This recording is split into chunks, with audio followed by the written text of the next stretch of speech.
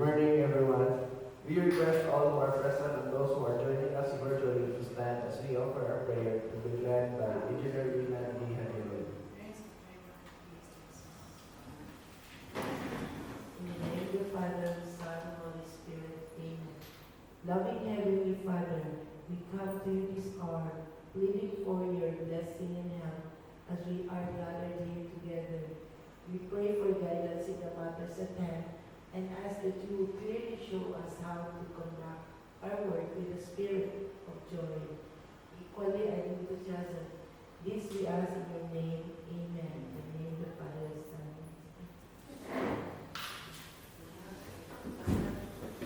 Welcome, everyone, to all of us present and to those who are joining us virtually through our YouTube channel, DPWH Cebu for DEO Procurement Live Stream this morning, July 17, 2024. For the attendees of this meeting conference, may we have Mr. Bion Viralio for the attendance.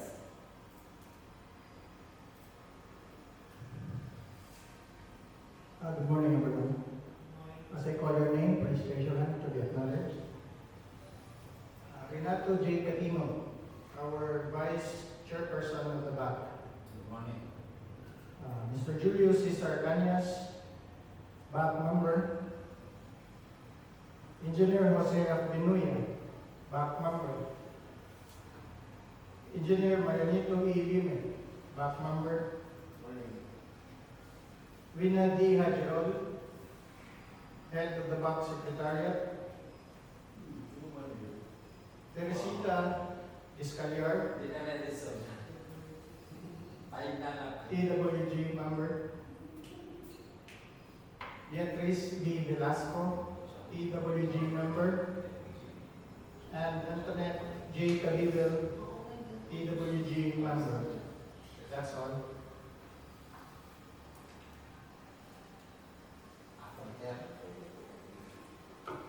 For the opening remarks, may we have Mr. Renato J. Catino. Engineer Renato J. Catino. Good morning and welcome everyone for those who are watching us online via YouTube live streaming channel of DPWH Cebu 40 or formerly Cebu First DEO of today's tribune conference. In view of the absence of the BAC Chairman, Engineer Hensel A. Villegas, and in view of BAC Oro as BAC Vice Chairman, I hereby officially conduct today's tribute conference procurement of 3 civil works projects with contract ID number 24HD0115 to 24HD0117 as published in the invitation of the issued last July 10, 2024 and posted on the website PhilGIPS. DPWH at conspicuous place of this office from July 10 to July 16 of 2024. Observers such as Commission Audit, Cebu Contractors Association, and as well as the Office of the Archdiocese of Cebu, Archbishop Jose Palma were also invited to attend the private conference. The conduct of this private conference is pursuant to Section 22 of the 2016 Implementing Rules and Regulations of the Public Act 21 and 24, otherwise known as Government Procurement Reform Act, and its purpose is to discuss, clarify, and explain, among other things, the eligibility requirements and the technical and financial component of the contract will be including question and clarification raised by the prospective bidders before and during private conference. Let us now proceed to presentation of contractual discussion and contractual data of 3 contract IDs number 24HC0015 to 24HC0117, subject for PV.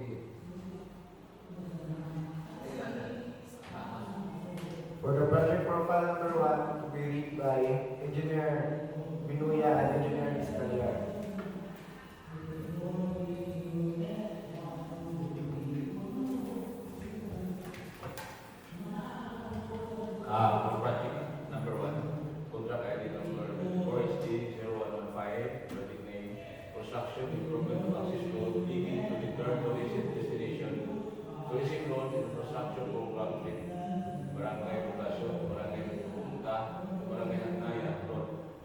various tourism destinations in San Francisco.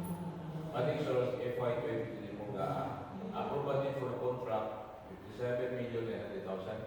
Dimension 2,140 meters per to 4.28 kilometer. Brief description, construction improvement access road. Contract duration 183 calendar days. Category works PCCP. License category PQB. For the summary of quantities, Part A, facilities for the engineers.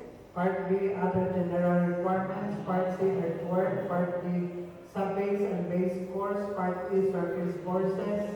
Part G, drainage and storm protection structures. Part H, miscellaneous structures. For the equipment requirements, we need 8 units validated flasher light, 1 unit low bed trigger with prime mover, 1 unit backhoe with pavement breaker, 1 unit backhoe, 2 units dump truck, 1 unit each for plate compactor, carbon truck, payloader, bulldozer, motorized road grader, vibratory roller, water truck or pump, bar, bender, concrete vibrator, 2 units concrete vibrators, 1 unit concrete grader, concrete saw, bar cutter, and 1 unit each for joint crack sealer machine, 1 bagger mixer, carbon truck, applicator machine, knitting machine, and cutting outfit. For project profile number 2 to be read by Mr. Cañas and Engineer Velasco. For project number 2, we conduct ID number 24, it's the 0116. Project name, SIPA, flood mitigation structures protecting major strategic public buildings and facilities. Construction of flood control structure along Provincial Road, Barangay Muapon to Barangay Tapol, Tabogon, Cebu. Funding source FY 2024 approved budget for the contract 49 million pesos.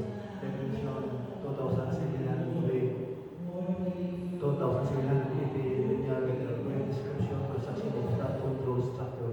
Contract duration 217 calendar days. Category of works RCPC. License category medium A.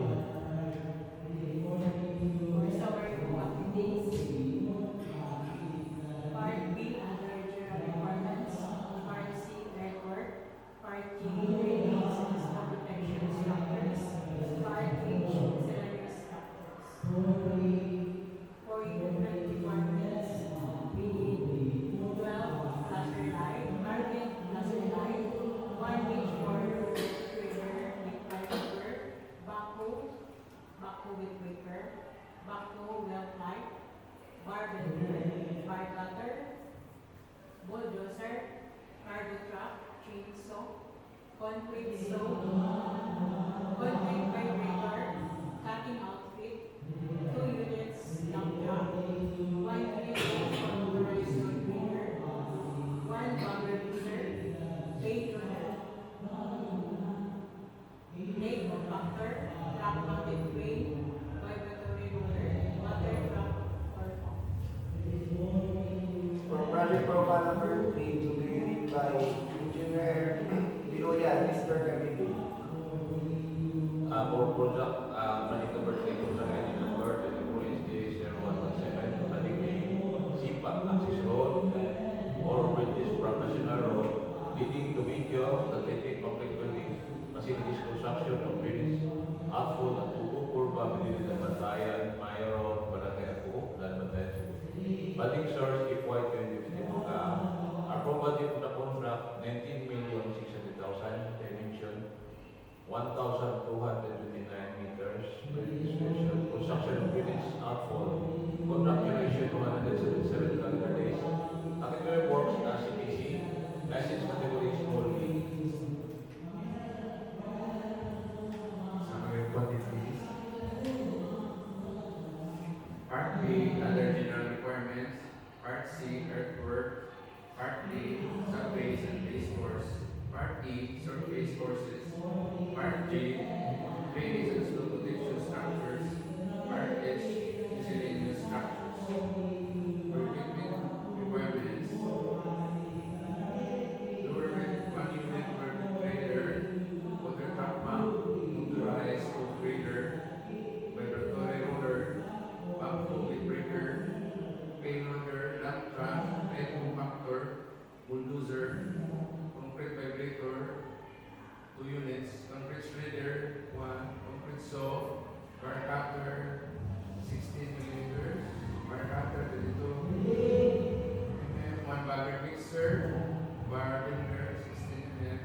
truck, joint crack sealer machine, chainsaw, boom truck, backhoe. Additional notes for the equipment requirements. We require a list of the constructor's major equipment units, which are owned, leased, and/or under purchase agreement, must be supported by proof of ownership and certification of availability of equipment from the equipment lessor or vendor for the duration of the project. As the case may be, must meet the minimum requirements for the contract.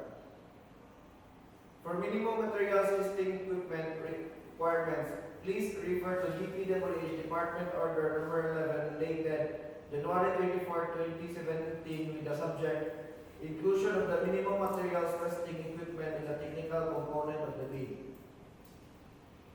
For the requirements for the key personnel of the aforementioned projects, we require one personnel as project manager, project engineer, accredited materials and quality control engineer, and foreman with 3 minimum years of similar experience in the same position and 5 minimum years of similar and related experience. For the plans and drawings of these projects are already downloadable and made available at the PhilJobs website. For the Class A documents are the legal, technical, and financial documents. Legal documents are registration certificate from SAC, DTI for sole proprietorship, or CDA for cooperatives. Mayor's permit issued by the city or municipality where the principal place of business of the prospective bidder is located, and last, tax clearance certificate as finally reviewed and approved by the BIR. For technical documents, still part as Class A documents are first, pickup or special pickup license in case of joint venture, and in case of JV, a valid special pickup license and registration for the type and cost of the contract for this project is required. Second, records of all its ongoing government and private contracts, including awarded but not yet started projects. And third, records of single largest completed contract SLCC similar to the contract to be bid. For financial documents, still, part of the Class A documents are audited financial statements stamped received by the BIR or its duly accredited and authorized institutions, and NFCC of the least equal to ABC. These comprise the Class A documents. For the Class B documents, Class B documents are only applicable for a joint venture. Thus, valid joint venture agreement is required, and each partner of the joint venture shall submit their respective PhilJobs certificate of registration and the submission of the technical and financial eligibility documents by any of the joint venture partners constitute compliance, provided that the partner responsible to submit an FCC shall likewise submit the statement of all of its ongoing contracts and audited financial statements. For the submission and receipt of bids for the procurement of civil work projects, the first envelope or the technical proposals of the bid requires the following documents: PhilJobs certificate of registration and membership, pickup license and registration or special pickup license if JV, statement of all ongoing government and private contracts, statement of SLCC, NFCC computation, GVA if applicable, omnibus sworn statement, bid security, bid securing in a prescribed form amount and validity period, project requirements such as organizational chart for the contract to be bid, list of contractors' personnel, list of contractors' major construction and laboratory equipment. For the second envelope or the financial proposals are bid form, bid prices in the bill of quantities, detailed estimates, cash flow by partner. For the checklist and technical and financial proposals, we remind bidders that they should attach and comply our prescribed forms attached in our bidding documents downloadable in DPWH and PhilJobs website.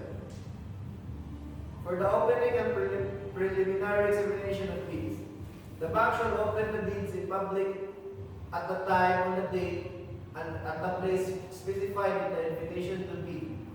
The bidders are representative or liaison officers who are present shall sign or register to evidence their attendance. In case of video conferencing, webcasting, or other similar technologies will be used, the attendance of participants shall likewise be recorded by the back secretariat. In case the bids cannot be opened as scheduled due to justifiable reasons, the rescheduling requirements under Section 29 of the 2016 revised IRR of RA number 9184 shall prevail. For a detailed evaluation of bids, the procuring entities bank shall immediately conduct a detailed evaluation of all bids rated pass using non-discretionary pass or fail criteria. The bank shall consider the conditions in the evaluation of bids under Section 32.2 of the 2016 revised IRR of RA number 9184. The financial component of the bids of each past bidder shall be evaluated using non-discretionary criteria, including arithmetical corrections for computational errors, and thus determine the correct total calculated bid prices. The bank shall automatically disqualify any total calculated bid price which exceeds the ABC. The following factors are to be considered in the evaluation of the bid prices as to its completeness. No price in a required item non-responsive, indicating a zero or a dash free to the government. All prices are deemed to include all taxes. Bids not addressing or providing all of the required items in the bidding documents, including where non-applicable BOQ, shall be considered non-responsive. For the arithmetical corrections, bid prices in figures versus words prevail. Total price per item versus unit price per item, unit price prevails. Total price versus actual sum of component items, actual sum prevails. And unit cost in detailed estimate versus unit in BOQ prevails. And if above ABC, disqualified. For post-qualification procedure, within an unextendable period of 5 calendar days from receipt by the bidder of the notice from the bank that it submitted the lowest calculated bid, the bidder shall submit its latest income and business tax returns filed and paid through the BIR electronic filing and payment system and other appropriate licenses and permits required by law and stated in the BDS. The bank TWG will verify, validate, and ascertain of all statements made and documents submitted by the bidder.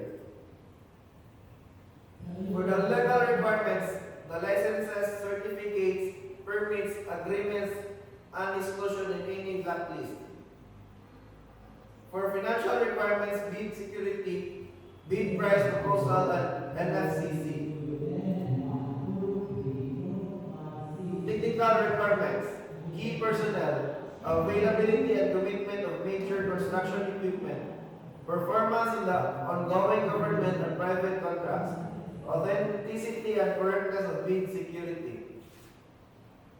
For the awarding of contract, the contract shall be awarded to the bidder whose bid has been determined to be the lowest calculated and responsive bid as a result of the detailed evaluation and post-qualification conducted. Contract award should be made within the bid validity period.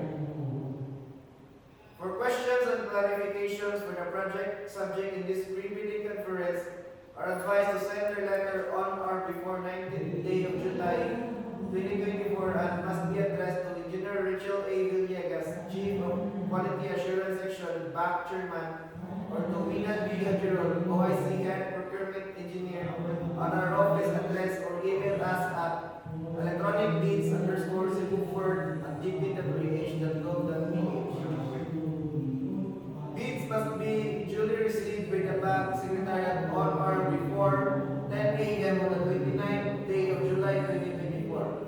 At the bidding room, second floor, GAN Building, DPWH, Sibuford District Engineering Office, Operation Medellin, Cebu, and must be addressed to Engineer Rachel A. Villegas, Chief Quality Assurance Section, Back Chairman, DPWH Cebu 4th District Engineering Office, Poblacion, Medellin, Cebu.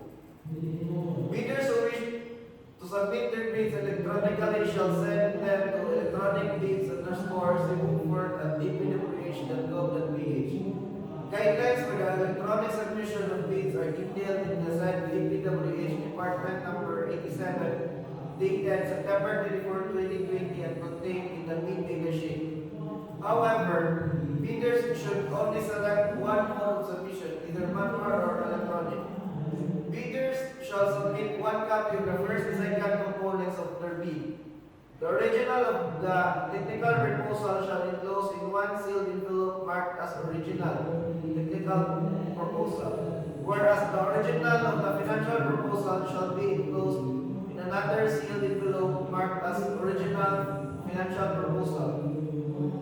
Both envelopes shall then be placed in another single envelope marked as original bid.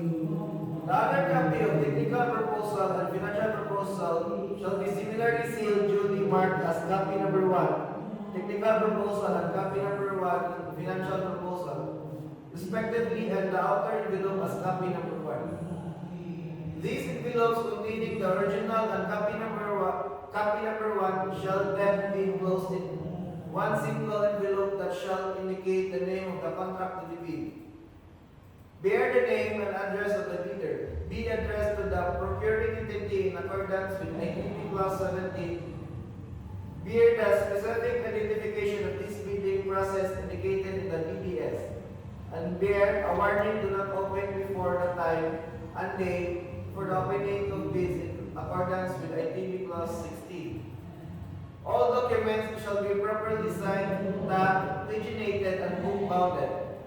That's all for the important things to inform for the three civil work projects for the invitation to bid number 18 of 2024. Now I will be giving you to the floor of our Vice Back Chairperson and our Chief of Construction Section, Mr. Engineer Renato J. Catino, for more information, questions, issues, and concerns for the project subject in this pre-bidding conference. Members, for the bidders, that any changes or revision. Reminders for the prospective bidders that any changes or revision of any contract data such as scope of work, ABC, or contract duration, for the formation contract ID numbers, the bank shall issue a supplemental bid bulletin at least 7 days prior to the deadline of the bid submission. All bidders are encouraged to monitor any changes in the website of PhilGIPS and DPWH and may contact the bank secretariat for further details. Bidders are also directed to observe DPWH Department Order 197 dated October 7 of 2016 in preparation of the financial bid proposal to prevent improper imposition of excessive markup by prospective contractors.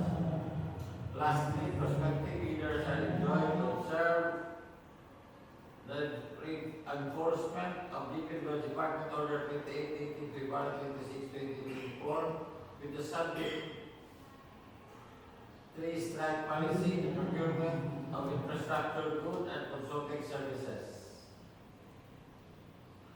The DPWH